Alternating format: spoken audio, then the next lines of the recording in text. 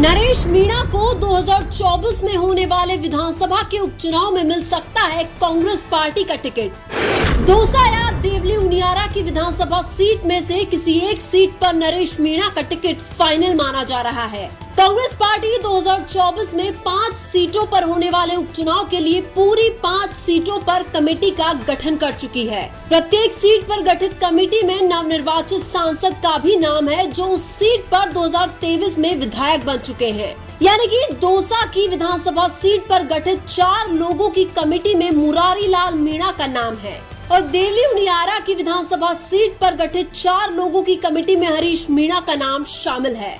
2024 में जिन 5 सीटों पर उपचुनाव होने वाले हैं, उनमें से 3 सीटों पर कांग्रेस के विधायक हैं और इन तीनों सीटों पर उपचुनाव में टिकट देने से पहले उन सभी नवनिर्वाचित सांसदों से परामर्श किया जाएगा जो पूर्व में उस सीट से विधायक रहे हैं।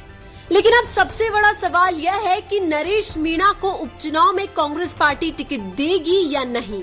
5 सीटों पर होने वाले उपचुनाव में दौसा और देवली उनियारा 2 ऐसी सीट है जहां से नरेश मीणा को कांग्रेस पार्टी टिकट दे सकती है। 2003 में राजस्थान यूनिवर्सिटी से महासचिव बनने वाले नरेश मीणा की राजनीति 2024 में एक नया मोड़ ले सकती है। 2023 तक नरेश मीणा कांग्रेस पार्टी से टिकट मांगते रहे थे, लेकिन 2023 के विधानसभा चुनाव में भी कांग्रेस ने टिकट नहीं दिया था। जब एक जिताऊ उम्मीदवार को पार्टी ने नजरअंदाज किया तो नरेश मीणा ने फैसला किया कि वो छबड़ा 12 से निर्दलीय चुनाव लड़ेंगे।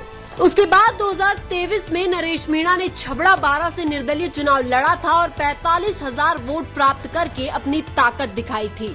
नरेश मीणा 2023 में चुनाव तो नहीं जीते थे, लेकिन जब निर्दलीय 45,000 वोट प्राप्त किया तो सुर्खियों में आ गए थे। और यही कारण है कि 2024 में होने वाले उपचुनाव में 2 सीटें ऐसी है जहां पर नरेश मीणा कांग्रेस के टिकट पर सही फिट होते हैं। और युवाओं की भी यही मांग है कि नरेश मीणा को उपचुनाव में दौसा या देवली उनियारा से कांग्रेस पार्टी का टिकट मिलना चाहिए।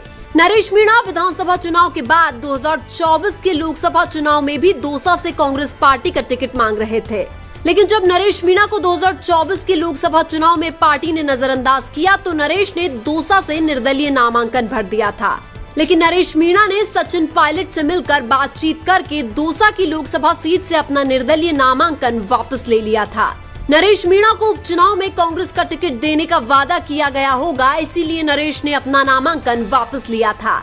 हालांकि नरेश मीणा की खुद की भी ये कोई इच्छा नहीं है कि उन्हें खुद को ही टिकट दिया जाए।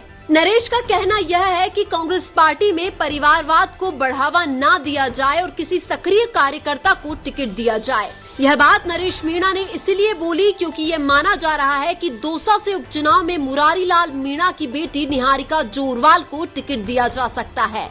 यही नहीं, देवली उनियारा से भी ये माना जा रहा है कि हरीश मीणा के बड़े भाई नमो नारायण मीणा को कांग्रेस पार्टी टिकट दे सकती है। नरेश मीणा का ये कहना है कि दौसा से मुरारी के परिवार और देवली उनियारा से हरीश मीणा के परिवार से किसी को भी टिकट नहीं मिलना चाहिए। नरेश मीणा ने आगे कहा कि अगर एक ही परिवार से बार बार टिकट दिया जाएगा तो फिर हम जैसे साधारण कार्यकर्ता को आगे बढ़ने का मौका कैसे मिलेगा। लेकिन 2024 में होने वाले उपचुनाव में नरेश मीणा को भी यह उम्मीद है कि कांग्रेस पार्टी उनको टिकट जरूर देगी।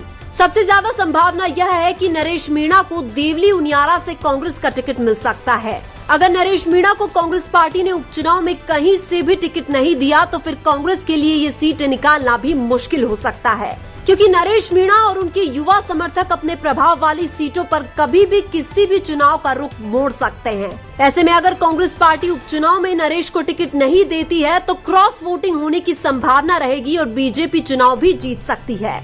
इसीलिए नरेश को टिकट नहीं देना कांग्रेस के लिए अपने पैरों पर कुल्हाड़ी मारने जैसा साबित हो सकता है, क्योंकि 2023 में भी नरेश को टिकट नहीं देने की वजह से कांग्रेस को हड़ौती में कम से कम 5 सीटों का नुकसान हुआ था। इसलिए कांग्रेस पार्टी यह नहीं चाहेगी कि उपचुनाव में किसी भी तरह से अपनी जीतती हुई सीट गंवानी पड़े। इसलिए यह माना जा रहा है कि कांग्रेस पार्टी उपचुनाव में नरेश मीणा को कहीं न कहीं से टिकट जरूर देगी। लेकिन आपको क्या लगता है, क्या उपचुनाव में कांग्रेस पार्टी नरेश मीणा को टिकट देगी या नहीं? कमेंट करके जरूर बताइए। वीडियो अच्छा लगा तो लाइक कीजिए और हमारे चैनल मीणा की आवाज को सब्सक्राइब कीजिए। धन्यवाद।